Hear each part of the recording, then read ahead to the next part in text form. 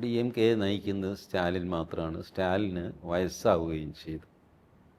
ഈ വിജയുടെ 10-1 ഊർജം സ്റ്റാലിനില്ല. മറ്റേ സ്റ്റാലിൻ്റെ ആ കാൽക്കുലേഷൻ അത് വെറുതെ ഒരു പൊങ്ങച്ചമാണ്. ADMKയുടെ വോട്ട് വിജയ് പിടിച്ചുകൊണ്ട് പോകും, അതുകൊണ്ട് ആ ഗ്യാപ്പിൽ സ്റ്റാലിൻ അങ്ങ് ജയിച്ചു കയറും എന്നുള്ളത് അവൽപ്പൊടിക്കാരൻ്റെ മോഹമാണ്. കാരണം വിജയ് പലതവണ ആവർത്തിച്ച് പറഞ്ഞിട്ടുണ്ട്, ഞാൻ BJPയോ BJPയുടെ കൂട്ടാളികളെയോ ഞാൻ അംഗീകരിക്കുന്നില്ല, അവരുടെ രാഷ്ട്രീയം ഞാൻ അംഗീകരിക്കുന്നില്ല. ഈ വിജയ് മറ്റേ നമ്മുടെ ഉദയനിധി സ്റ്റാലിൻ പറഞ്ഞ കൂട്ടത്തിലാണ്. ഈ സനാതനധർമ്മത്തെ ഡെങ്കു പോലെയോ കൊറോണ പോലെയോ ഒക്കെ തീർത്ത് കളയേണ്ടതാണ് എന്ന് വിശ്വസിക്കുന്ന കൂട്ടത്തിലാണ് വിജയ്. അത് വിജയ് തുറന്ന് പറഞ്ഞിട്ടുമുണ്ട്. അപ്പോൾ പിന്നെ വിജയ്ക്കായിട്ട് കൂടുന്ന ആൾക്കാരും തന്നെ ഈ പ്രോ ഹിന്ദുവോ പ്രോ നാഷണലിസ്റ്റോ അങ്ങനെ ആയിരിക്കില്ല, എല്ലാം DMKക്കാരാണ്. ഇപ്പോൾ DMKയുടെ വോട്ടായിരിക്കും വിജയ് എടുക്കുന്നത്. DMKയെയും അയാൾ എതിർക്കുന്നുണ്ട്. വളരെ ശക്തമായിട്ട് DMKയുടെ അഴിമതിക്കെതിരെയും അയാൾ പറയുന്നുണ്ട്. DMKയുടെ ദുർഭരണത്തിനെതിരെ തമിഴ്നാട്ടിലും മോദിയുടെ ദുർഭരണത്തിനെതിരെ കേന്ദ്രത്തിലും അങ്ങനെ സമരം ചെയ്യുന്ന ഒരു പാർട്ടിയാണ് ഈ TVK എന്നാണ് വിജയ് പറഞ്ഞിരിക്കുന്നത്. അപ്പോൾ ആ സ്ഥിതിക്ക് കരുണാനിധിയുടെ വോട്ടായിരിക്കും ഇങ്ങനെ പിടിക്കുന്നത്.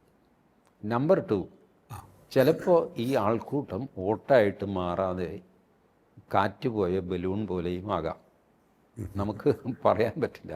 ഒരുപാട് സിനിമാ നടന്മാർ നടിമാരൊക്കെ MG രാമചന്ദ്രനെയും ജയലളിതയും കണ്ടിട്ട് രാഷ്ട്രീയത്തിലിറങ്ങിയിട്ട് ഒന്നുമല്ലാതെ പോയിട്ടുണ്ട്.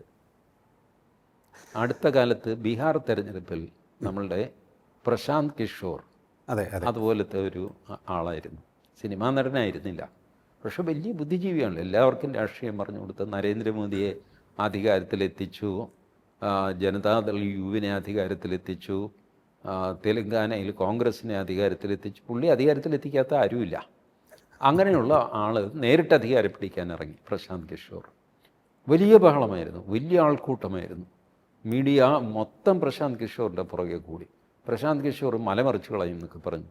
തെരഞ്ഞെടുപ്പ് കഴിഞ്ഞപ്പോൾ പ്രശാന്ത് കിഷോറിന് ഒറ്റ സീറ്റില്ല, ഒരു സീറ്റും ഇല്ല. അപ്പോൾ വിജയ്ക്കും ആ ഗതി വന്നുകൂടായില്ല. കാരണം ഈ വെറും സിനിമാ നടനാകുമ്പോൾ ആൾക്കാർ കൂടും കാണാനായിട്ട്, പക്ഷേ അവർ വോട്ട് ചെയ്യണമെന്നില്ല. കറക്റ്റ്. ഈ MG രാമചന്ദ്രൻ്റെ കാര്യം പലരും പറയാറുണ്ട്. MG രാമചന്ദ്രൻ സിനിമാ താരമായതുകൊണ്ട് രാഷ്ട്രീയ നേതാവായതല്ല വാസ്തവത്തിൽ. അത് അദ്ദേഹത്തിന് വലിയൊരു റീച്ച് നൽകി എന്നുള്ളത് സത്യമാണ്. പക്ഷേ MG രാമചന്ദ്രൻ പിളർന്ന് ADMK ഉണ്ടാക്കുന്നതിന് മുമ്പ് തന്നെ എക്സിസ്റ്റിംഗ് DK ഉണ്ടായിരുന്നല്ലോ, ദ്രാവിഡ കഴകം, അതിനകത്തെ സകല ജില്ലാ കമ്മിറ്റികളും MG രാമചന്ദ്രൻ്റെ കൂടെ ആയിരുന്നു.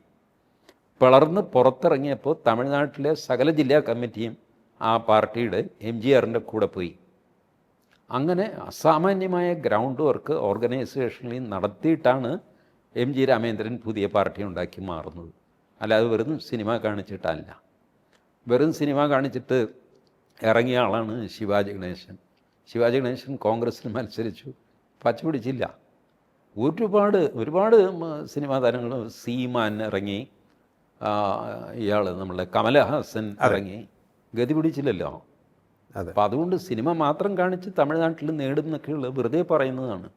തമിഴന്മാരെ പുച്ഛിക്കാൻ വേണ്ടിയിട്ട് പറയും, ഓ സിനിമാ നടന് വോട്ട് ചെയ്യുന്നവരാണ്. അങ്ങനെയൊന്നും അവർ ചെയ്യാറില്ല. വിജയകാന്ത് മാത്രമാണ് പ്രതിപക്ഷ നേതാവെങ്കിലും, പ്രതിപക്ഷത്തെ ഒരു പ്രധാനപ്പെട്ട ഒരു നേതാവെങ്കിലും ആയി മാറിയത്. അത് ഇപ്പം വിജയും ഈ തെരഞ്ഞെടുപ്പ് കഴിയുമ്പോൾ അറിയാം, ഈ തെരഞ്ഞെടുപ്പിൽ 0 സീറ്റാണ് വിജയ് നേടുന്നതെന്ന് വയ്ക്കുക. അതോടെ വിജയ് ഈ പണി നിർത്തി വീട്ടിൽ പോകും.